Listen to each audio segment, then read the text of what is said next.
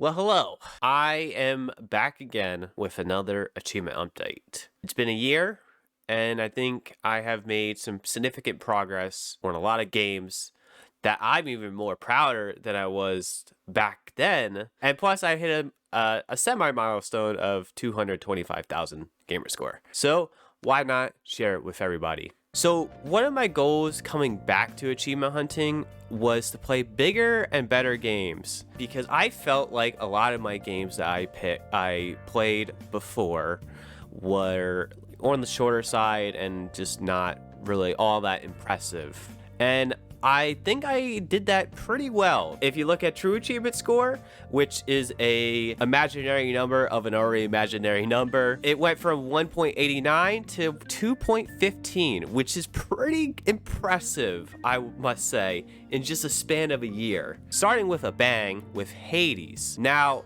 if you have never played a roguelike before, I genuinely think this is a amazing game to just dip your toes into the pool of the roguelike genre. The achievements aren't that hard, honestly. There's one where you have to do the skelly statues. There's 3 skelly statues that are unlocked by completing the game on like a certain heat level, which is a neat way of like increasing the difficulty of your run. You get to pick and choose what you want to run with, so it creates a fun and interesting challenge while also being on the fair side. That's probably the most difficult achievement in terms of skill. Also, I'm just now remembering the prophecies are actually kind of annoying, especially for characters that are in the actual runs. So you have to find them by chance. So for instance, Divided by Death, Night and Darkness, End to Torment, all of the prophecies required by just doing runs repeatedly. You get one conversation with them and you have to constantly repeat that. So you're going back and forth doing runs just to talk to people. These 3 achievements are probably like the most annoying, but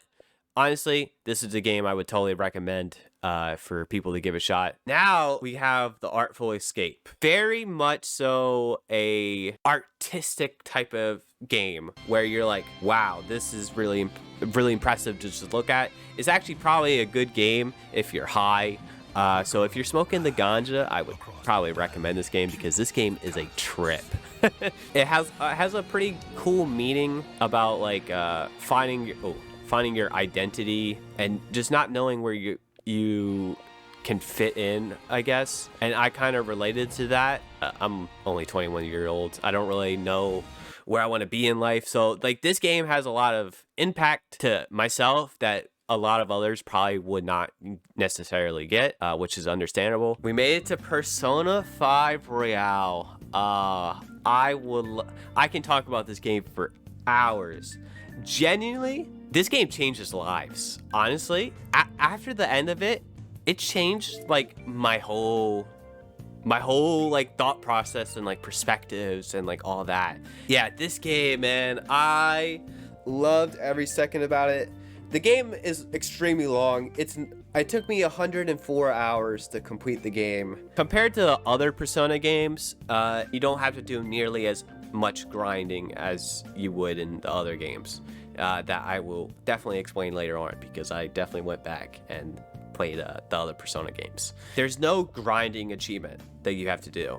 You can just enjoy the game and go at your leisure and not really have to worry about the achievements, which that's awesome. The Persona series I love them.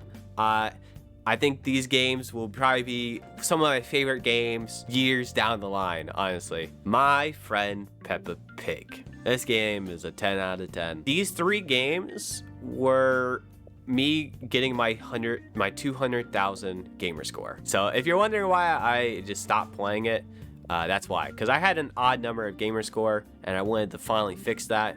And as you can see, no more odd gamer score, so we are good. I don't have to hate myself looking at that number anymore. Ooh, starting it off with a weird game, Power Watch Simulator. I don't know how to feel about this game. You're supposed to enjoy it as a relaxing, brain off game, not to stress about it. This game stressed me out. I don't know what about it was. The game's not hard, it's just a little tedious. I do not recommend this game. I did not like it. just because I was stressed out for no reason. And it has, oh my god, it has DLC. Oh no, I'm gonna have to return to this game. That's great. I love that. I love DLC achievements. Great. All right, Dishonored. Dishonored is one of the games.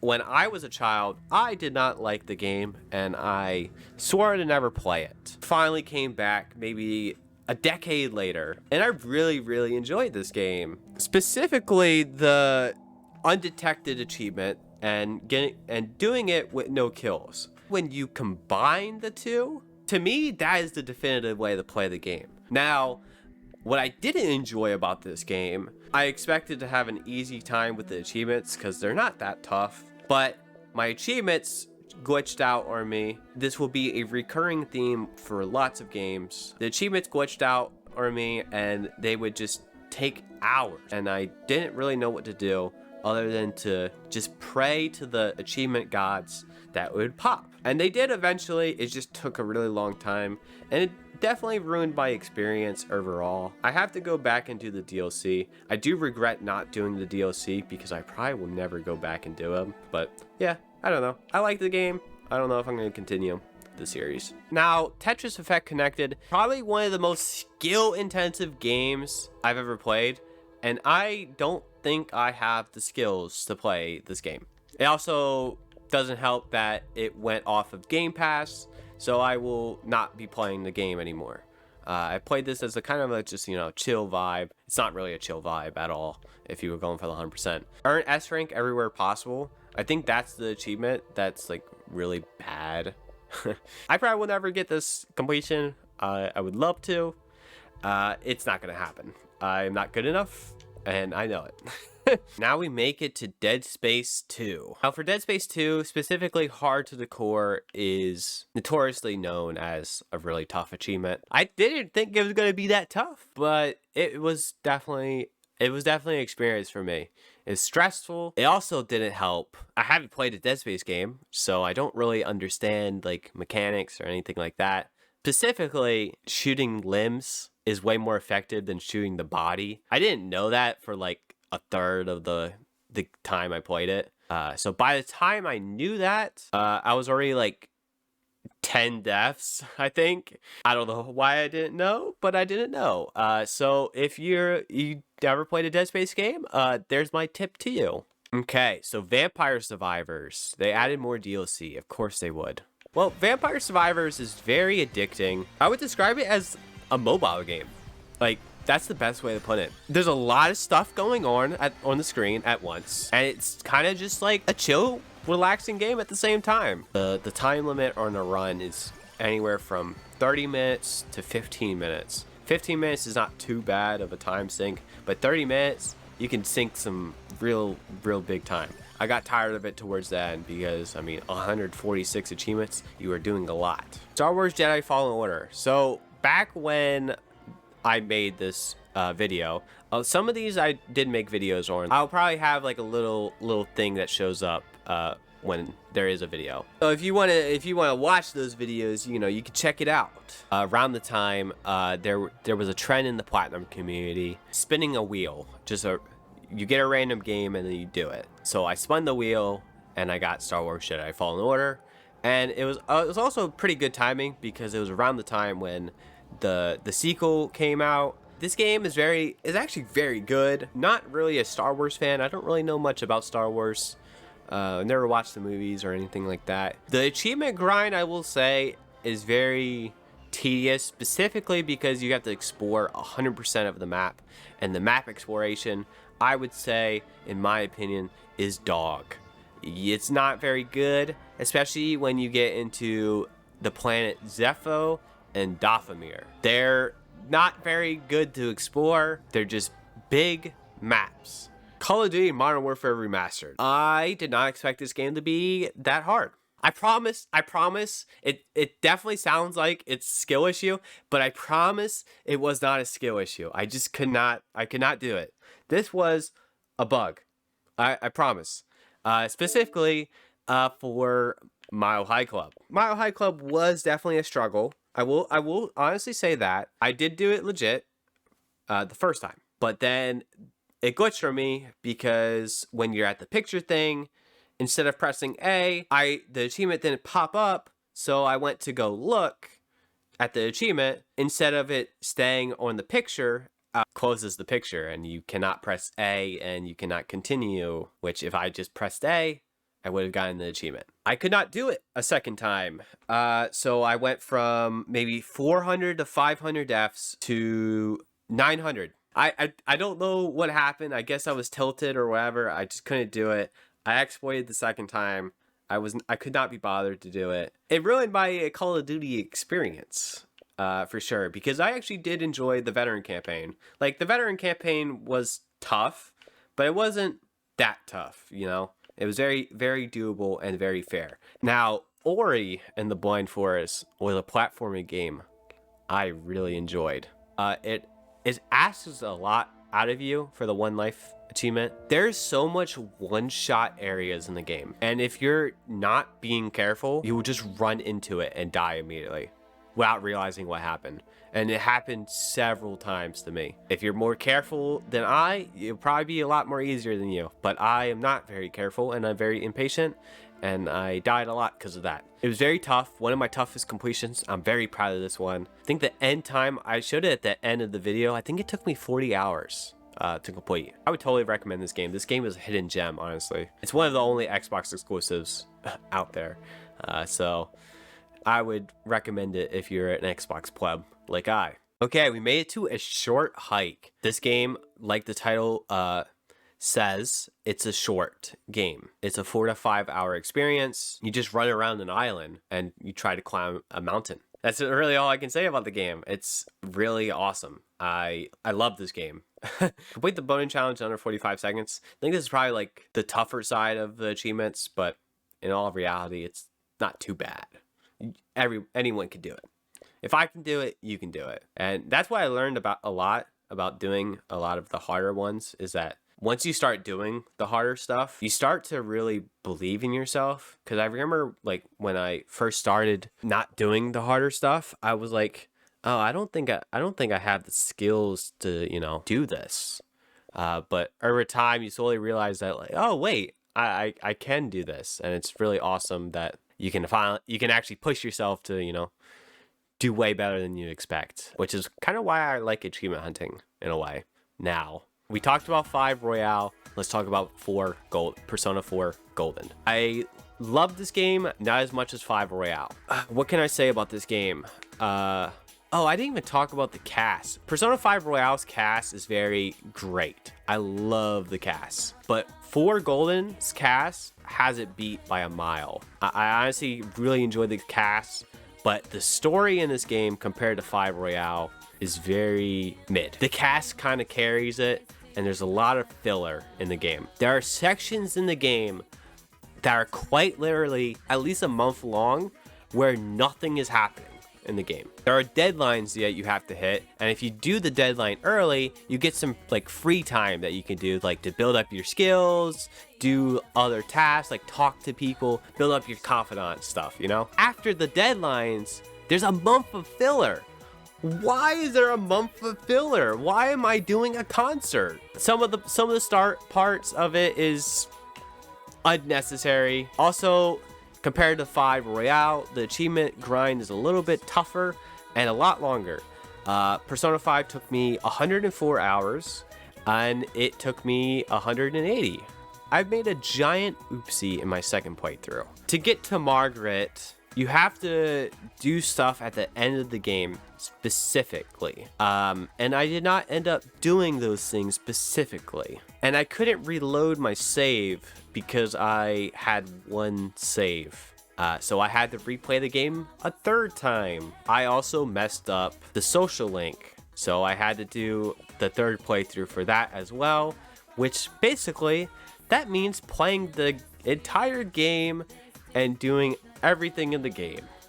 As well, completing the Persona Compendium, you have to get every single persona in the game. So you have to basically fuse a bunch of personas together to form a stronger, or maybe worse in some cases, persona. This is a grind. I personally enjoyed it. Just doing the third playthrough, I was drained out at the game, and 180 hours later, I had the 1K. Okay, now we make it to Hollow Knight. Oh, one of my favorite games of all time. The GOATs. I'm not going to start with the hardest achievement. I'm going to start with the normal playthrough. Just know that when you're trying to 100% this game will take a toll on you. And by the end of it, I really didn't want to play this game anymore. I being straight up, I just didn't want to play it. And I love this game to death, but the 100% was absolutely draining. So I stopped playing for like 2 weeks. And then when I got back into it, doing the Steel Soul and the Grim Troop and all that, like you can see, I stopped playing for like 12 days, and that's because it's like the burnout was creeping out on me, and I just didn't want to play anymore. But this is one of my most proudest completions, like by far. Personally, I don't know what about this game did it for me. I just really found my footing with this game and really just understood the game. And I also took it a little bit of a step forward and decided to complete every boss in the game without getting hit. I'm pretty proud of specifically Embrace the Void and doing the Radiant challenge. It's probably one of my proudest gaming feats so far. I don't have a lot of notches in my belt, but that's a notch I can be proud of to say I have. Next up is Little Nightmares. Nobody go for this, by the way. The true achievement score is very high, and I would like to keep it that way. But I will say the achievements are pretty easy, so I guess if you want to do that, go do that. The one tough achievement in the game is called Hard to the Core. It took me a lot of attempts, and there was a few glitches that prevented me from doing it quicker. But yeah, I had a very fun time playing this game. First playthrough, I thought the game was okay. Like there's not a lot to it. It's just a, simple, fun 2 to 3 hour experience. But playing Hard to the Core, it really taught me a lot about the game because you have to speedrun the game in under an hour, which is not too tough if you know what. After a couple playthroughs, the game's super short anyway. You have to complete the game in under an hour without dying. That's so tough with this type of game because it's a little finicky and a little jank at times. This is a big boy. I commend anybody to give it a shot. But specifically for my true achievement, I would like to keep it high. So stay away from this one. Wolfenstein 2. Oh man. That's not a good sign. I don't know if I like this game. I think I'm neutral towards it, but I'm linked more towards I just don't like it, and that's fine. Another shooter game. I guess I'm just not good at shooter games. I think that's my stuff that I'm not really good at, even though I played Call of Duty and Fortnite for years. So I played the first playthrough of the game, just trying to enjoy the game on the I am Death Incarnate mode, which it was tough, to be fair. There was a couple of sections I got stuck on. First playthrough wasn't too bad. But the main reason why I wanted to play this was not to get the 100% completion for this game, but to get the Mine 11 achievement. As you can see, I have not gotten it. It's been 3 months since I last played it, so I really haven't practiced, but I bet if I practice, it would be pretty simple. Eventually, I will have the prestigious Mine 11 achievement, but right now, I do not. So it's on the shelf for now. Now, the reason why I stopped playing Wolfenstein 2. Lies of P and Mortal Kombat came out on the same day. I love Mortal Kombat as it means a lot to me. It has a lot of sentimental value. I didn't like it. It's definitely the worst Mortal Kombat game I've ever played. The cameos are very basic, and you can get a lot of OP combos if you pair it right, and it just makes the game super stale because people just pick the best cameos. Like, I'm pretty sure the meta when I stopped playing, which was very early on because I wanted to get the 100% and dip, the meta was Smoke and Serena. When you're playing online matches, it's just not fun to go against the same thing over and over again. The meta has shaped, and I just didn't really like how the game was turning out. Invasions was not good at all. It's like an arcade board game, and you like build up your stats. Nothing's good about it. It's most of the achievements in the game, which sucks. And then there was a achievement that was unattainable for like 3 months, and just randomly it just started working. It just popped up, and you could get it. Very disappointed with Mortal Kombat. But moving on to my game of the year, Lies of P. Man. I love this game. And this is a fact, actually. I was one of the first people to see the trailers back in 2022. People didn't have a lot of faith in this game. I was the truthers. I was a Liar P truther. I was riding that P crazy. Also, I've never completed a Souls game before, so this was my first ever experience with completing a Souls game, and it has made me want to try other Souls game. So probably the next one I will do will be Sekiro. The achievements aren't too bad. The collectibles are easy to get. I did have to play the game 3 times though, because I messed up. You can use cloud saves to make it minimum of 2 playthroughs, but I did not do cloud saves. And either way, I messed up on my second playthrough because there's NPC characters that have stories in it, and there's one character that I messed up, and you basically have to play through chapter 10 all the way to chapter 10, which is very near to the end of the game. I messed up the order of how you're supposed to do things, and so I didn't get the achievement to pop, so I had to play through the 3rd playthrough again. Yeah, this game was awesome. Play this game, it's good. Persona 5 Tactica. This is the newest Persona game in the series, and it's very different. It's like a top-down strategic game. You move your troops to like a certain part. Persona 5 Tactica, I was not really interested in playing this game at all. I thought this game was going to be awful. I decided to give it a shot anyway, and I was pleasantly surprised at how good this game was. It's surprisingly very solid. A little bit of the story beats kind of falls off towards the last kingdom of the game. There's 4 kingdoms in the game. Tactica is the same as Persona 4, where you have to complete the Persona Compendium. This one's a lot more grindier to complete. I spent a lot of my time filling up the compendium, and it took me maybe like an additional 5 to 10 hours completing the game. You know, the game pleasantly surprised me, and if you're a Persona fan and are a little bit hesitant about playing this game, I would recommend you to give it a shot. You might be actually surprised about how much you like the game. Skate 3, oh my god, I can't believe I have this 100%. This game has been ongoing for since 2014, so I've been at it for almost 9 years. I mean, at first I played it for fun. 2014, you know, I wasn't really that big into achievement hunting, so I didn't really bother with it. But is when I seriously grinded this game and tried to go for the 100%, and I realized just how tough this game is. This game is so tough. You have to kill 80 challenges. It says own here. Owning is just like the basic stuff. Killing it gives you an additional set of challenges that are harder than owning it, and some of them are tough. It was really tough because it asks a lot of you. It's very skill intensive, and it's probably one of the most skill intensive games I've played and have the completion for, honestly. Own the lots are very tough. It gives you a set of tricks that you have to do. It gives you like maybe 10 or 12 tricks you have to do in like 4 minutes. And it also didn't help. The servers were discontinued for the ranked mode. So you could not get the 100%, and I was missing some of them. Luckily, EA was discontinuing a lot of achievements, so you may have saw when I was talking about Tactica, Mirror's Edge Catalyst was there. I went to go grab online achievements. They randomly, on the 4th or 5th of December, they randomly decided to activate the Skate 3 servers again, and I was ecstatic about it because now I could finally get my 100%.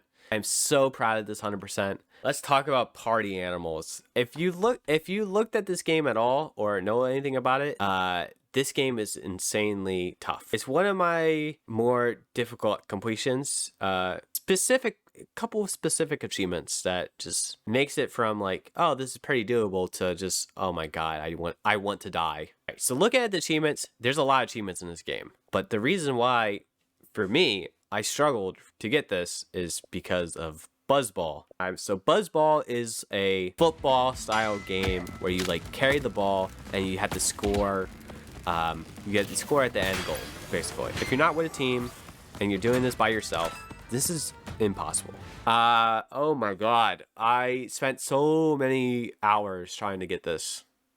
I could not do this. having the Asian servers with no crossplay really helped me have bots in the game. So it went from being super skill intensive to just getting lucky that the bots don't grab the ball before you do. You have to be on the final round, so it has to be match point, both teams, and so last 10 seconds you score. The match is like 7 minutes long. So if you're playing with bots and you on the final round and you have the ball, I would sometimes have the ball and I would have to hold it for like 4 to 5 minutes because I scored like all the other times. And it was frustrating because they would just, a bot would grab the ball and then like, score. But I basically had to carry the ball for like 4 to 5 minutes, running around trying to juke people.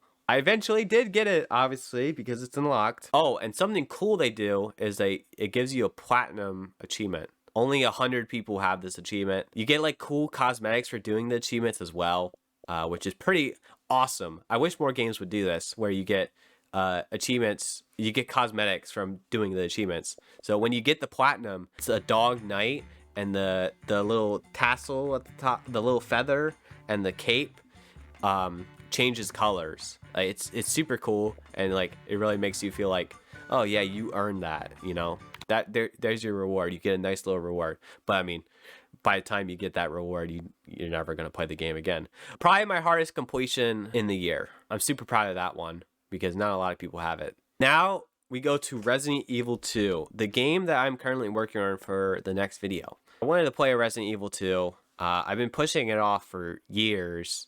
As you can see, I am currently at 63%.